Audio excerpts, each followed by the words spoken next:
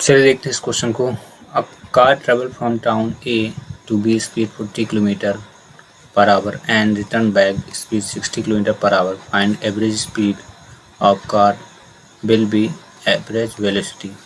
देखो, पहला काम तो ये करना है कि आपको फार्मूला पता होना चाहिए एवरेज स्पीड का। इसका फार्मूला होता है total distance upon total time. ये हो गया इसका एवरेज स्पीड का। और फिर होता है एक एवरेज वेलोसिटी का, और एवरेज वेलोसिटी का जो फार्मूला होता है वो होता है टोटल डिस्प्लेसमेंट। ये डिस्टेंस है, ठीक है, ये डिस्टेंस है और ये डिस्प्लेसमेंट है अपॉन टोटल टाइम, ये होता है, ठीक है। अब आ जाए क्वेश्चन पे। यहाँ पे ए और बी के बीच का जो डिस्टेंस वही नहीं पता है, ठीक है, तो मान लेते हैं, लेट कर लेते हैं, ठीक है, सॉल्यूशन को।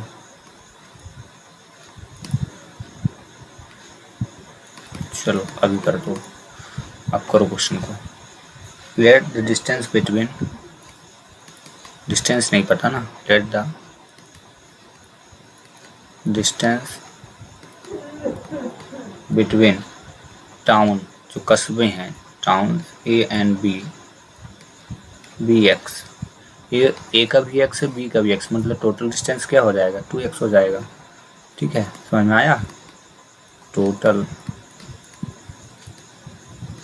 डिस्टेंस हुआ इज इक्वल टू एक्स। आगे समझो। अब हमारे पास टोटल टाइम भी चाहिए, टाइम भी नहीं है। ये जो है ना, ये स्पीड दी है, ये देख लो, तो ये S1 हुआ और ये जो है S2 दिया हुआ है, टाइम भी नहीं है। S1 S2 दिया तो T1 T2 भी होना चाहिए। तो T1 इज इक्वल, समय बराबर होता है, ध्यान रखना, T इज इक्वल होता है डिस्टेंस अपॉन स्पीड। ये T है तो T1 बराबर क्या होगा, T1 बराबर D अपॉन S1, ठीक है। फिर T2 बराबर अगर निकालें, T2 is equal to D upon S2, ये होगा। तो चलो आते हैं। तो T1 डिस्टेंस तो है नहीं, दोनों की डिस्टेंस x ही है, ठीक है। तो हम पहले ए की, time taken by a car travel from A, जब ए बिंदु पे जाएगी तब क्या होगा, तो लिख देते हैं time taken by a car travel,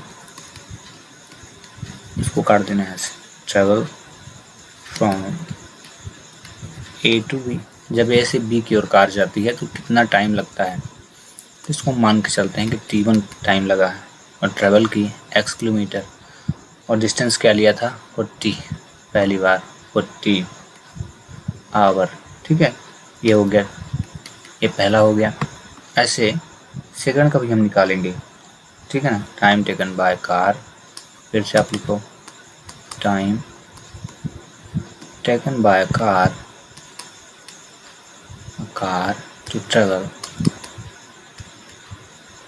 travel from, इस बार लौटेगी ना बी टू ए से बी गई, अब बी से आएगी, तो ये T2 होगा, और ये जो T2 होगा is equal x upon 60 hour हो जाएगा। ये सेकंड हो गया, दोनों चीज़ें हो गई। अब हमारे पास अकॉर्डिंग टू फार्मूला जो सिचुएशन था, फार्मूला एवरेज स्पीड का क्या है, टोटल डिस्टेंस हमारे पास 2x है, ठीक है, और टोटल टाइम, तो दो टाइम हो गया आपके पास, T1 हो गया, T2 हो गया। अब क्वेश्चन को आप सॉल्व कर लो, इजीली हो जाएगा, कोई दिक्कत है ही नहीं आप क्वेश्चन पे, है ना। चलो तो हम निकालते हैं पहला काम, एवरेज स्पीड। एवरेज स्पीड निकाल दो भाई जल्दी से। तो आपको पता है ना फार्मूला, टोटल डिस्टेंस अपॉन क्या हो जाएगा, टोटल टाइम टेकन या टोटल टाइम, ठीक है, शॉर्ट फॉर्म लिख रहा हूँ। तो ये हुआ 2x, क्योंकि ए और बी जाएंगे, 2x हुआ, और टोटल जो टाइम है, पहला है x अपॉन 40 और दूसरा है x अपॉन 60। अब इसको सॉल्व कर दो, चलो प्यार से सॉल्व करना ना, न्यूमरेटर पे हाथ में लगाना, लिखते आना, और इसको क्रॉस मल्टीप्लाई करके एलसीएम लेके सॉल्व करो। तो एलसीएम ले लेते हैं, जल्दी सॉल्व हो जाएगा, ठीक है।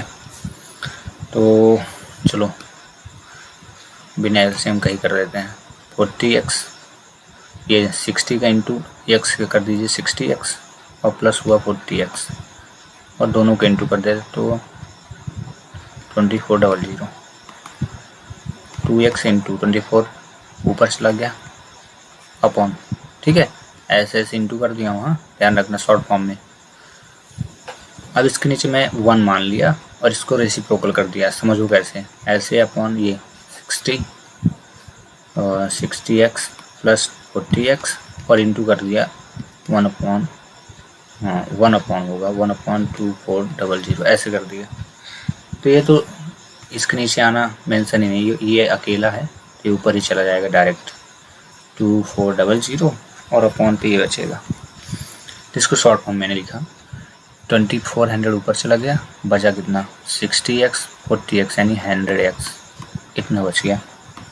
अब गौर करो तो आप यहाँ देखोगे इंटू है, इंटू कारण x कट गया, 00 कट गया, तो 24 टू जा 48 किलोमीटर पर आवर, ठीक है। इस चीज़ को अच्छे से समझ लेना, हाँ ये न्यूमरेटर है और ये जो है न्यूमरेटर अपॉन डिनोमिनेटर था।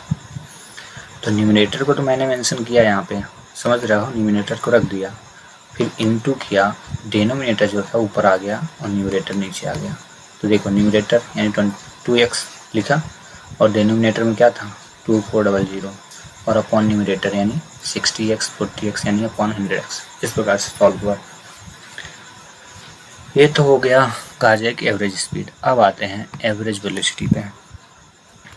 इसका भी फार्मूला आपको पता होना चाहिए, एवरेज वेलोसिटी। इसको भी बताया पहले, total displacement, total displacement upon total time, ठीक है। अब डिस्प्लेसमेंट का मतलब होता है कि एक ऑब्जेक्ट एक स्थान से दूसरे स्थान पे जाए, ठीक ना, लेकिन यहाँ पे जो ये कार है ना कहीं गई है ही नहीं, ठीक ना, क्योंकि एक शहर से दूसरे शहर पे गई आके फिर वहीं खड़ी हो गई, तो डिस्प्लेसमेंट वहीं पे है, ठीक ना। और जब ऑब्जेक्ट वहीं पे है, स्थित है, तो उसका डिस्प्लेसमेंट क्या होगा, 0 हो जाएगा। डिस्प्लेसमेंट तो कुछ तय ही नहीं किया गया, बस तो जहाँ थी वहीं, ए से गई बी में, बी से गई ए में, तो आके रुक गई। टाइम की अगर हम बात करें, टाइम वही है, कोई चेंजेस नहीं है, मतलब x अपॉन क्या लिखेंगे आप 40 प्लस x अपॉन 60। अब इसको सॉल्व करेंगे तो इसी प्रकार से, तो 0 में इसको आप सॉल्व कर लो, 60x प्लस 40x अपॉन 2400।